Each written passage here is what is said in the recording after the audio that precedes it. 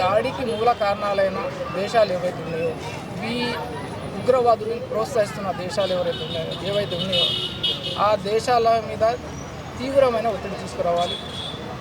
వాళ్ళ యొక్క ఆర్థిక వనరులు కానివ్వండి, వాళ్ళతోటి వ్యాపార లావాదేవీలు కానివ్వండి, అన్నిటినీ బహిష్కరించి ఆ దేశాల్ని ప్రపంచ పటంలో ఏకాకి చేయాలి.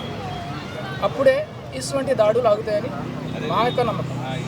సో మరి ఇన్నోసెంట్ పీపుల్ని అలా కాల్చి చంపారు కదా, మరి వాళ్ళకి ఆ బాధ తెలియాలంటే మనం ఏం చేయాలి? ఈ ఉగ్రవాదులకి మతము కులము అనేది లేదు. ఉగ్రవాదమే వాళ్ళకు వెన్నతో పెట్టిన విద్య. అటువంటి వాళ్ళకి మనము బుల్లెట్ తోటి షూట్ చేసి చంపడము, లేక ప్రజలలో వాళ్ళని ఉరి తీయడము చేస్తే అది చాలా చిన్న శిక్ష అవుతుంది. నా అభిప్రాయం ఏంటంటే, మారిన భారతదేశ పరిస్థితుల రీత్యా అటువంటి ఉగ్రవాదుల్ని, వాళ్ళని పెంచి పోషించే వాళ్ళని ముక్కలు ముక్కలుగా నరికి బ్రతికుండగానే నరకాన్ని చూపెట్టాలి అని చెప్పి మేము కోరుతున్నాం.